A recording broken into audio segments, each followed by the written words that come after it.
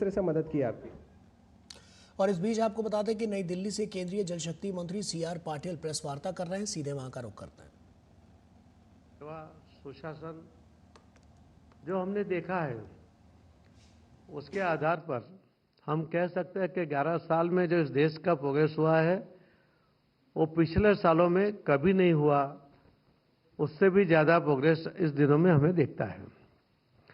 हर तरह से जो हमारी आर्थिक व्यवस्था 2014 में 11वें नंबर पर थी और हम 5वें नंबर पे आए हैं और हम चौथे नंबर की तरफ आगे बढ़ रहे हैं।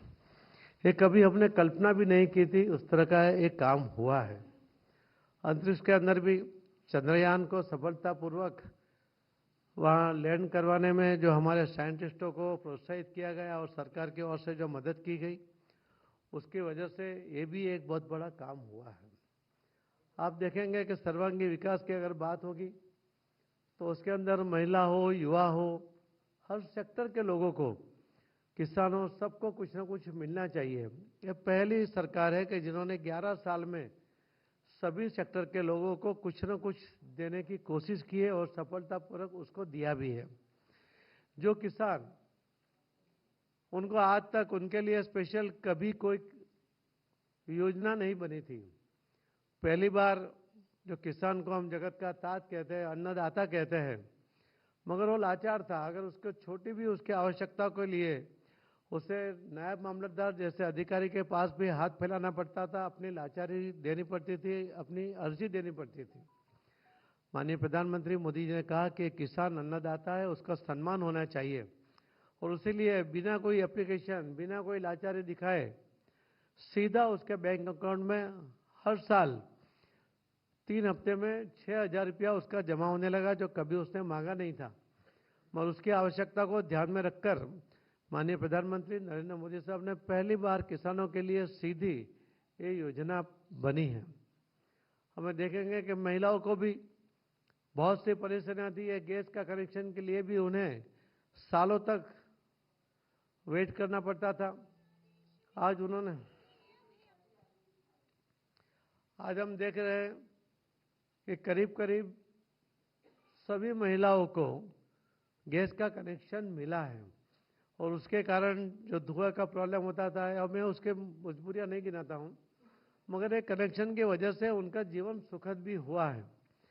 आप देख रहे होंगे कि युवाओं को नौकरी के बजाय वो स्टार्टअप शुरू करें, और स्टार्टअप के लिए सरकार की ओर से जो आर्थिक मदद हुई उसके कारण 1 लाख जो स्टार्टअप बंद होने वाले थे, जो आर्थिक सहायता के कारण, उनको भी जीवनदान मिला और आज पूरे दुनिया में तीसरे नंबर पर हमारे युवा स्टार्टअप के द्वारा कुछ ना कुछ नए प्रयोग करते हैं।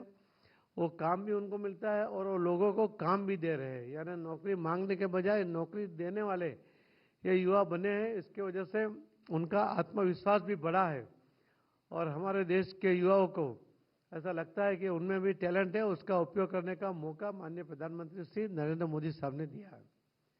शिक्षा में शिक्षण नीति नहीं बनी, जो पुरानी चल रही थी वो आवश्यकता के अनुसार बदलने की आवश्यकता थी, वो बदले समय से नहीं बदली गई थी। कई लोगों को, विद्यार्थियों को भी और बाकी लोगों को भी लगता था कि आज के युग में, आज के समय में शिक्षण नीति जो चल रही है वो बदलने की आवश्यकता है। तो सभी एक्सपर्ट को साथ में लेकर, सबको साथ में, सबका सजेशन लेते हुए उसके अंदर भी आवश्यक सभी चेंजेस करने के बाद एक नई शिक्षण नीति बहुत सालों के बाद वो भी आपको मिली है। मैं मानता हूं कि इंडस्ट्री का ग्रोथ हुआ, किसानों को ग्रोथ हुआ। उनको जो पहले खत नहीं मिलता था उसके लिए उनको लाइन में लगना पड़ता था, कई राज्यों के अंदर पुलिस गोलीबार तक करती थी, उनको पुलिस का डंडा भी खाना पड़ता था। माननीय प्रधानमंत्री नरेंद्र मोदी जी ने इन सबको, किसानों को समयसर उन्हें खाद मिल जाए और उन्हें कोई ज़्यादा पैसा ना देने पड़े, उसके लिए कई बार सब्सिडी की रकम में बढ़ाकर उनको एक अपना जीवन निर्वाह कर सके, अपने किसानी में वो अच्छा उत्पादन कर सके, उसके लिए भी सहायता की है। आपने 11 साल के बारे में बहुत कुछ सुना है, मगर एक सुरक्षित भारत ये भी इसी साल में हमारे विकास के साथ साथ सुरक्षित भारत की भी जो आवश्यकता थी वो भी बना है। आपने देखा होगा कि पहले कांग्रेस के समय के अंदर करीब उनके समय में 57 बड़े हमले हुए, उसके अंदर जो अटैक हुए उसके अंदर बहुत बड़ा नुकसान भी हुआ, मगर हम सिर्फ विरोध करते थे, पाकिस्तान का नाम तक नहीं लेते थे और चुपचाप बैठ जाते थे। और देश के लोगों भी निराशा थी, उनको लगता था कि कुछ कर नहीं रहे तो कोई अपेक्षा भी नहीं करते थे। मगर आपने देखा होगा कि पहला अटैक हुआ तो सर्जिकल स्ट्राइक हुई, दूसरा अटैक हुआ तो एयर स्ट्राइक हुई, और पहलगाम का जब तीसरा अटैक हुआ और वो अटैक का जो जवाब दिया गया, जो देश के लोगों की अपेक्षा थी उससे भी ज्यादा जवाब दिया गया। अटैक का जवाब तो दिया, मगर साथ में तीनों अटैक की जो विशेषता रही कि पहला अटैक में 3 घंटे का टाइम तय हुआ था, 2.5 घंटे में ऑपरेशन खत्म हुआ, हमें कोई डैमेज नहीं हुआ। एयर स्ट्राइक में भी करीब 2 घंटे का टाइम हुआ था, वो भी 1.5 घंटे में खत्म हो गया, कोई नुकसान नहीं हुआ। और पहलगाम के जवाब में भी 30 मिनट का टाइम था, मगर 22 मिनट में पूरे पाकिस्तान को घुटनों पर बल ला दिया और पूरी दुनिया ने देखा कि भारत अब जवाब दे सकता है। और जवाब भी कैसे दिया कि हमारे ही देश में उत्पादित शस्त्र उसके द्वारा ही परफेक्ट निशान करते हुए जो किया। उसके अंदर एक और भी ध्यान में रखा गया कि कोई लोगों के ऊपर कोई उनको नुकसान ना हो, जहाँ लोग रहते हैं ऐसे एरिया में कोई मिसाइल ना पड़े, उसका भी ध्यान रखा गया। कोई सैनिकों के ऊपर भी हमला नहीं हुआ, क्योंकि उनको ये जवाब देना था आतंकवादियों के लिए, और आतंकवाद को खत्म करने का टारगेट लेकर जो चल रहे थे उसी लिए उसी को टारगेट लेकर चले। उसके बाद भी पूरा आप देख रहे हो कि आज पूरी दुनिया ये देख रहे है कि भारत कितना शक्तिशाली हो गया है, अपने ही आयुध निर्माण के साथ उन्होंने शक्ति प्राप्त कर ली है।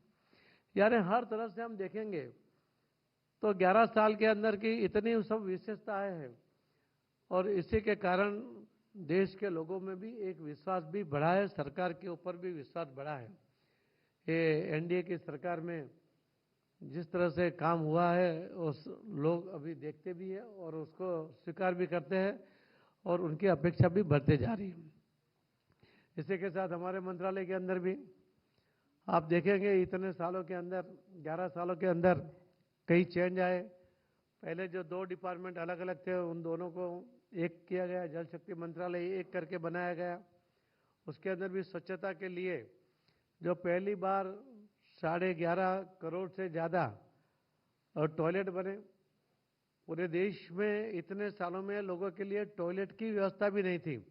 अगर हम विकसित भारत बनाना चाहते हैं 2047 तक, और आज प्राथमिक जो आवश्यकता है लोगों के टॉयलेट की, अगर वो भी हम नहीं दे पा रहे तो विकसित भारत नहीं बन सकता। और उसी के कारण पहला टारगेट जो किया गया वो जो पूरा भी किया गया। उसके अंदर भी अभी मॉडल टॉयलेट बना के उनके अंदर और सुविधा बढ़ाने की कोशिश भी हो रही है, उसके ऊपर भी बहुत अच्छा काम चल रहा है। जल जीवन मिशन में भी जैसे हर महिला को गैस का कनेक्शन मिला, उसी तरह हर घर में नल से जल देने की योजना बनी। और इसका फायदा क्या हुआ, 25 लाख महिला जो रोज पानी लेने के लिए जाती थी, उनका 2.5 करोड़ घंटा रोज का बचा, और उनको जाने आने में जो समय लगता था, उनको जो बोझ उठाना पड़ता था, उसमें से उसको मुक्ति मिली। वो जो पानी लाती थी उसकी कोई क्वालिटी वो जो चेक नहीं कर सकती थी, जो भी पानी उनको अवेलेबल था वो पानी लेते थे। पानी से ही सबसे ज़्यादा रोग होते हैं, उसके कारण रोग भी होते थे। मगर नल से जल देने से जो क्वालिटी पानी मिला, उसके कारण करीब 8 लाख करोड़ रुपए लोगों के जो खर्च होते थे दवाइयों के लिए, इंजेक्शन के लिए, वो भी उसके अंदर बचत हुई है। और ये अच्छा पानी मिलने के कारण करीब 4 लाख बच्चों की जान भी बचा पाए हैं।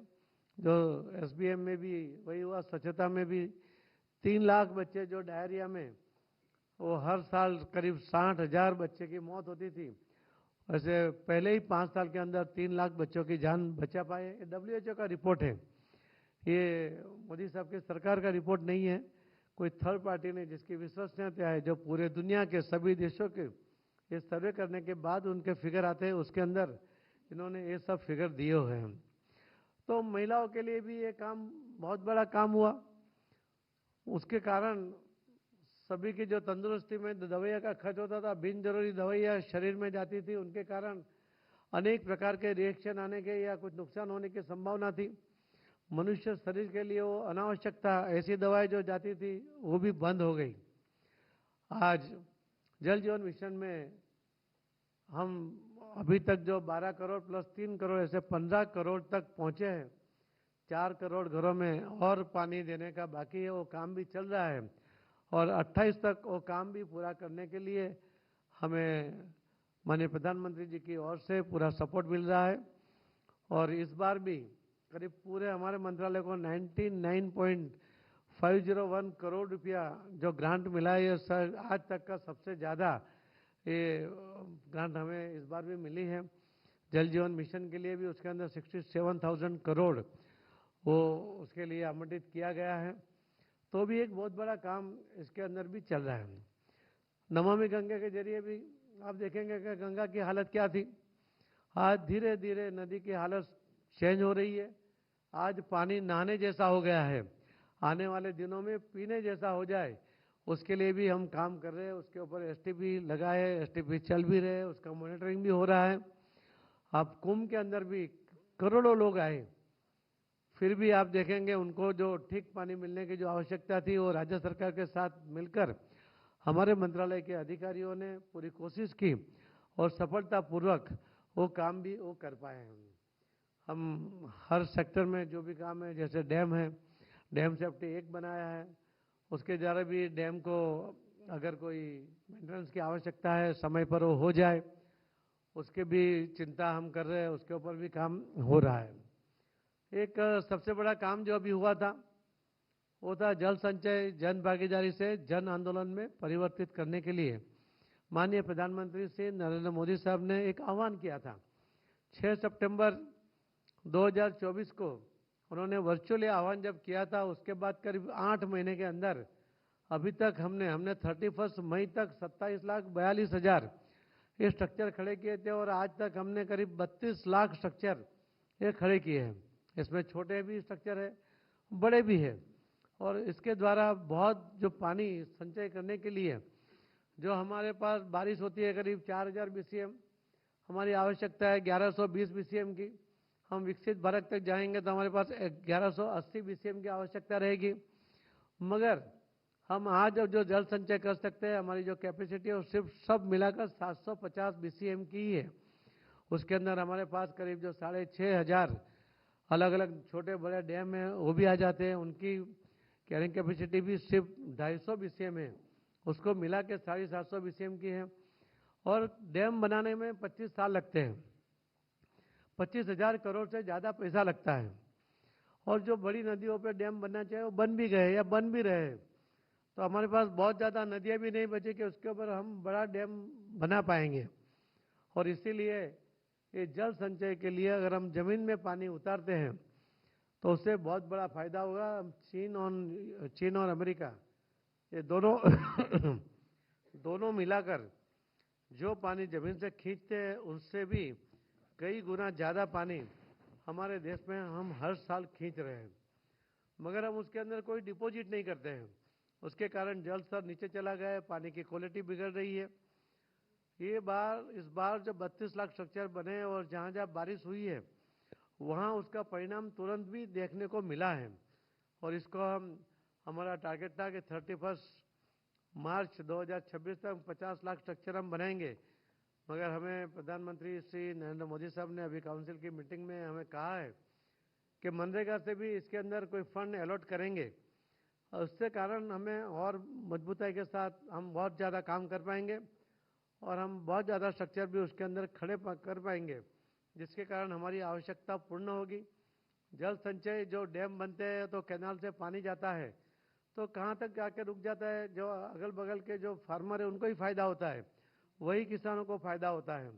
मगर हम गांव में जो पानी बह कर निकलता है उसको खड्डे में, खड्डे से नाले में, नाले से नदी में, नदी से दरिया में जाता है, उसको अगर हम वही खड्डे में रोक ले, उसको जमीन में उतार देते हैं तो गांव के कुएं, गांव के बोरिंग में उसका पानी जलस्तर ऊपर आ जाता है। जो खेतों में भी हम बोर भी करते हैं और 4x4x6 का एक खड्डा करके एक सोर्स बनाते हैं, तो 1 बीघा में उसका एक बारिश में 3-4 लाख लीटर पानी वो ज़मीन में उतर जाता है। अगर ज़मीन ज़्यादा है, ज़मीन ज़्यादा खड्डे कर लेंगे तो और ज़्यादा पानी ज़मीन में उतरेंगे। जो बनासकांठा जिला है, जो 150 डार्क जोन के जिले, उसमें से सबसे बड़ा जिला ये बनासकांठा गुजरात का है। और हम कोशिश कर रहे हैं कि इसको ये साल और अगले बारिश तक हम उसको डार्क जोन से बाहर निकाल देंगे।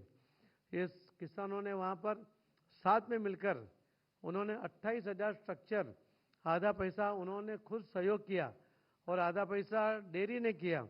उस तरह से वो स्ट्रक्चर बन रहे, 20,000 स्ट्रक्चर बन गए हैं। और अभी मुझे तो कल बताया गया था कि 35,000 स्ट्रक्चर का टारगेट उन्होंने बढ़ा लिया है। तो ये जन भागीदारी के साथ जन आंदोलन में ये जो पूरा जल संचय का अभियान जो मोदी साहब ने आह्वान किया था वो आगे बढ़ा है।